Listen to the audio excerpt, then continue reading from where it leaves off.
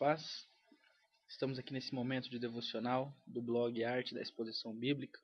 Eu gostaria de compartilhar com vocês um texto da Bíblia que se encontra em Filipenses, capítulo 4, a partir do primeiro verso. Portanto, meus amados e muito queridos irmãos, minha alegria e coroa é esta, que estais vós firmes no Senhor. Rogo a Evódia e rogo a Sintique que sintam o mesmo no Senhor. Peço-te também a ti, meu verdadeiro companheiro, que ajude a essas mulheres que trabalharam comigo em favor do Evangelho, e com Clemente e com outros cooperadores cujos nomes estão no livro da vida. Regozijai-vos sempre no Senhor, outra vez digo, regozijai-vos. Amados, nós vivemos momentos na igreja em que as pessoas tratam a igreja como se fosse um grande balcão espiritual. As pessoas gostam de se sentir bem nas igrejas. Então as pessoas tratam a igreja como se fosse um comércio. Então elas vão na igreja e elas querem ver o que aquela igreja tem a oferecer a elas. Então, se de repente algo na igreja está fora de conformidade com aquilo que ela deseja, então logo ela sai e procura outra igreja. Porque, afinal de contas, ela paga pela prestação de serviço da igreja. E não é pouco, é 10% do seu salário. Então ela se sente no direito de achar que ela não está sendo bem atendida nessa era de prestação de serviços espirituais. Mas, amados, quando nós temos uma igreja séria, comprometida com a palavra de Deus, será que isso basta para a eliminação dos problemas? Será que frequentar uma igreja que mantém uma confissão de fé ortodoxa, que mantém os seus princípios com base na reforma protestante, será que isso basta? E quando nós estamos em nossas igrejas e nós temos os problemas de conflitos com as pessoas, porque afinal de contas, pessoas são diferentes das outras. Eu vou ilustrar com uma história.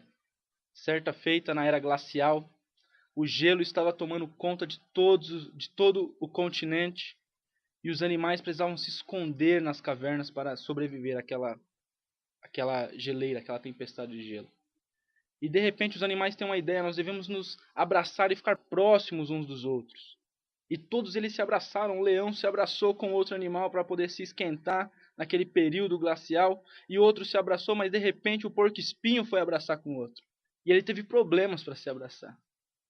Então eles olharam um para o outro e disseram o seguinte: ou nós nos abraçamos, mesmo sentindo a dor do seu espinho, ou então nós morremos. Amados, e na igreja não é diferente. Nós temos as nossas diferenças e precisamos conviver com elas, aprender a conviver com elas. Mas quando essas diferenças começam a se tornar notórias e até mesmo às vezes em liderança, como foi o caso do texto, Paulo agora escreve esse texto 10 anos depois de ter fundado a igreja de Filipos. A igreja foi fundada com a família de Lídia, com o carcereiro, na época em que Paulo e Silas haviam louvado a Deus em meio à prisão, e Deus mandou um terremoto naquele lugar. Mas agora, 10 anos depois, Paulo volta a escrever aquela igreja. E ele diz que a alegria e coroa dele era que aqueles irmãos estavam firmes no Senhor. Aquela igreja era uma igreja ortodoxa. Aquela igreja era uma igreja que mantinha suas confissões, era uma igreja firme na palavra de Deus, firme no princípio regulador do culto, que é o sola escritura. Mas Paulo, agora no versículo 2, cita um problema.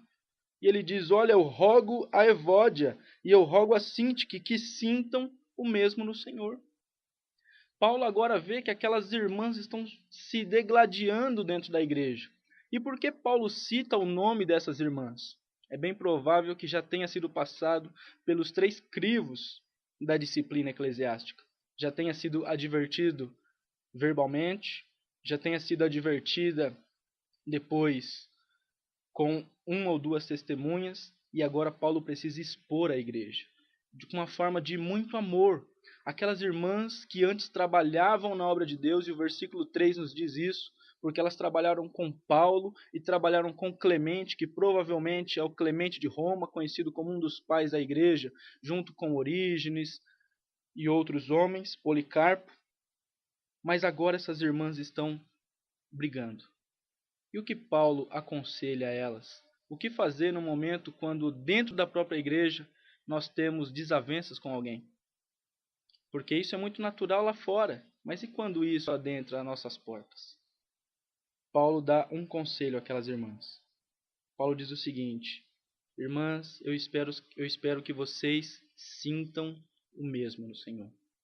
Paulo diz que a forma de iniciar o perdão, ou a forma de reatar algo que está quebrado, uma aliança talvez, uma amizade, por causa de uma discussão, a primeira coisa, nós devemos sentir o mesmo no Senhor. E o que Paulo está querendo dizer com isso? Paulo escreveu ainda aqui aos Filipenses, no capítulo 2, dizendo que Cristo, sendo Deus, não teve por usurpação ser igual a Deus, mas antes se esvaziou da sua glória e se tornou como um de nós. É exatamente isso que Paulo está dizendo. Que nesses momentos de conflitos na nossa igreja, nesse momento quando nós às vezes somos até expostos por causa de uma briga, de uma discussão, nós precisamos sentir o mesmo no Senhor. E sentir o mesmo no Senhor é saber que o Deus, soberano de todas as coisas, se esvaziou da sua glória e desceu a essa terra. Imaginem o Senhor Jesus, que foi aquele que criou tudo no céu, na terra, no universo. Agora, ao seu nascimento, ele está sujeito aos cuidados de uma jovem judia, totalmente dependente daquela mulher. Imaginem um Deus que antes estava acostumado a escutar o som da adoração dos anjos dizendo santo, santo, santo, agora está em um estábulo ouvindo relinchar de cavalos. Imaginem um Deus que estava acostumado a sentir o cheiro da adoração subir às suas narinas e agora sente o cheiro da palha molhada e de excremento de animais. Esse Deus que é todo-poderoso se fez simples e humilde para estar conosco. E é isso que Paulo está dizendo àquelas irmãs. Quando vocês começarem a brigar e vocês acharem que alguém é melhor do que outro alguém, então lembrem do exemplo do Senhor.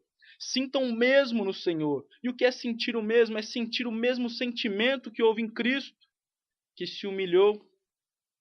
E Paulo continua dando conselho no versículo 3, diz assim: peço-te também a ti, meu verdadeiro companheiro, o pastor daquela igreja, que ajudem estas mulheres. Amados, é uma grande função do pastor em interferir, não tomar partido nas brigas, mas ajudarem, como o apóstolo Paulo está dizendo. E Paulo termina no versículo 4 dizendo: regozijai-vos sempre. Outra vez digo regozijai-vos. Amados, como se alegrar diante de um conflito como esse? Como se alegrar diante de tal problema?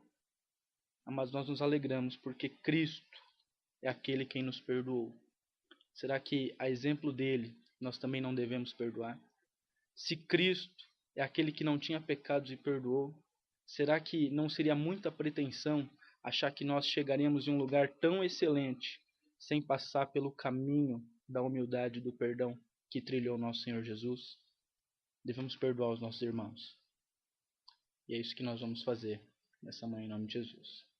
Agradeço a Deus e ao Senhor Jesus. Amém. Aleluia, aleluia.